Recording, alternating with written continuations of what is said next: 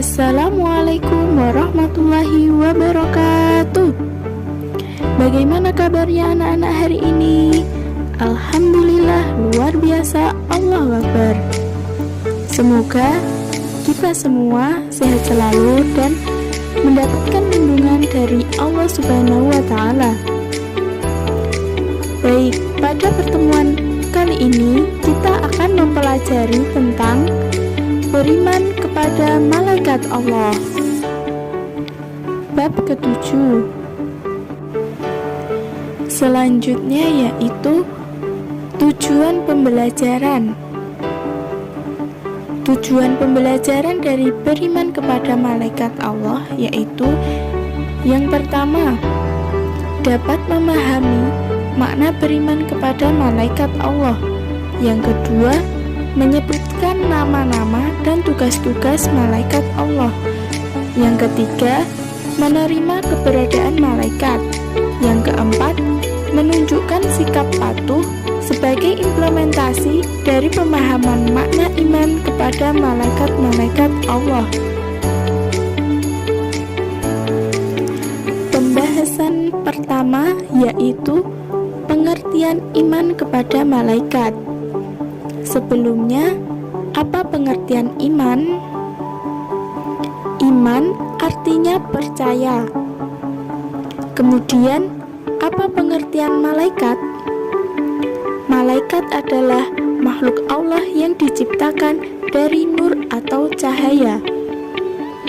Jadi, pengertian iman kepada malaikat adalah percaya bahwa malaikat benar-benar makhluk Allah.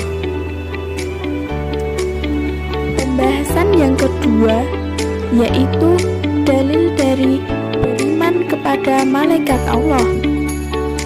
Terdapat dalam surat Al-Baqarah ayat 285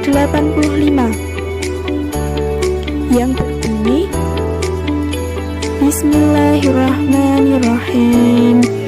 Kullun amana billahi wa malaikatihi wa kutubihi wa rusulih, yang artinya semua beriman kepada Allah, malaikat-malaikatnya, kitab-kitabnya, dan rasul-rasulnya. Dari makna tersebut dapat dipahami bahwa beriman kepada malaikat-malaikat Allah merupakan salah satu bentuk beriman kepada Allah. Beriman kepada malaikat Allah juga merupakan rukun iman yang kedua.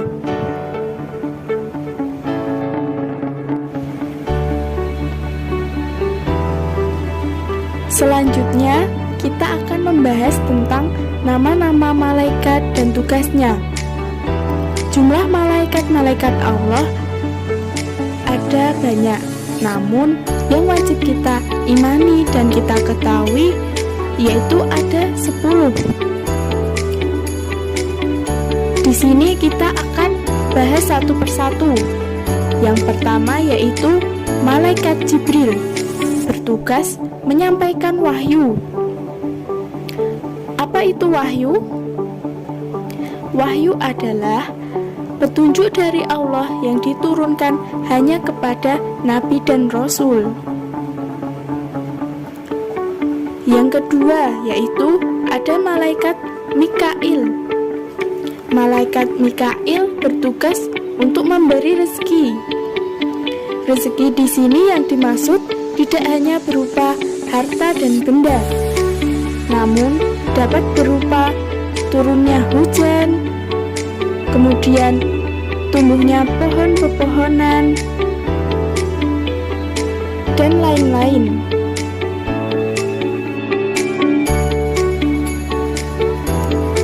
Yang ketiga yaitu malaikat Israfil.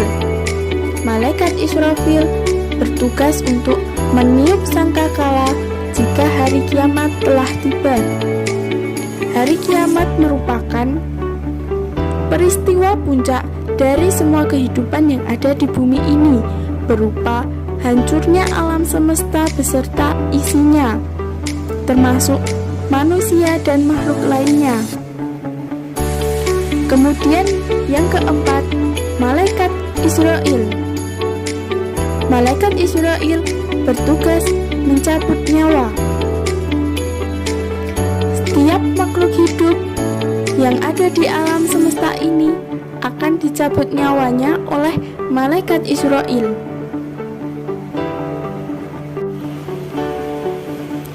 Selanjutnya, yang kelima dan keenam adalah malaikat Munkar dan Nakir, bertugas untuk memberi pertanyaan di alam kubur.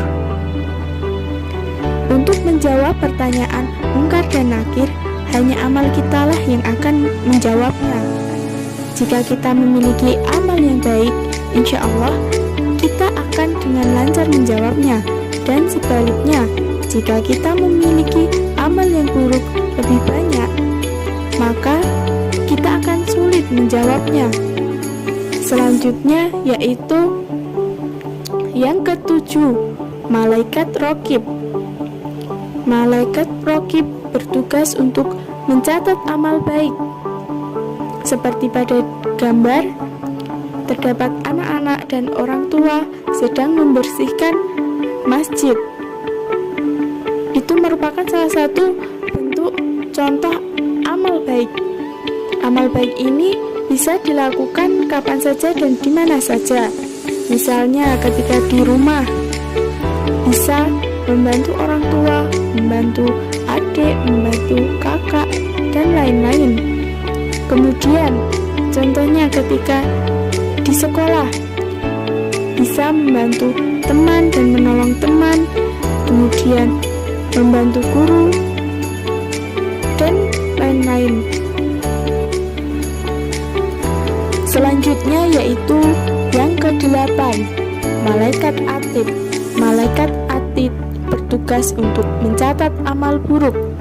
Setiap amal buruk yang dilakukan oleh manusia akan dicatat oleh malaikat Atid. Salah satu contoh amal buruk terdapat pada gambar, yaitu seorang anak yang sedang memukuli temannya. Perilaku tersebut harus dihindari ya anak-anak. Selanjutnya yang ke-9 ada malaikat Malik. Malaikat Malik bertugas untuk menjaga pintu neraka.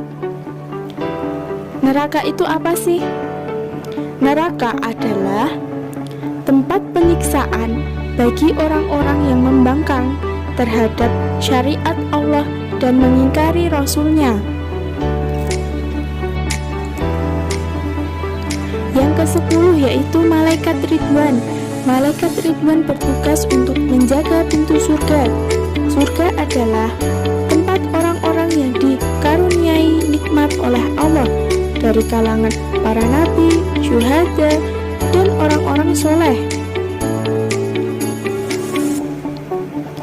Untuk mempermudah menghafal 10 nama malaikat dan tugasnya, Ibu mempunyai lagu. Dengarkan baik-baik dan dihafalkan ya. Ada 10 malaikat yang wajib diketahui.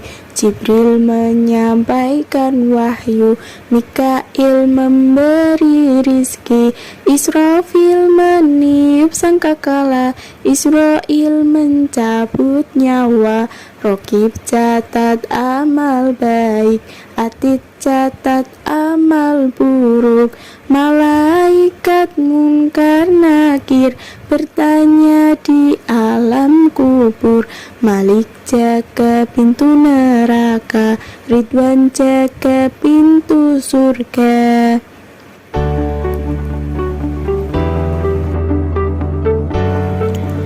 Terima kasih anak-anak telah menyimak materi pada pertemuan kali ini. Sebelum Ibu tutup, Ibu memiliki sedikit kata-kata mutiara. Takdir itu milik Allah, namun usaha dan doa adalah milik kita. Sekian dari Ibu, kurang lebihnya mohon maaf. Wassalamualaikum warahmatullahi wabarakatuh.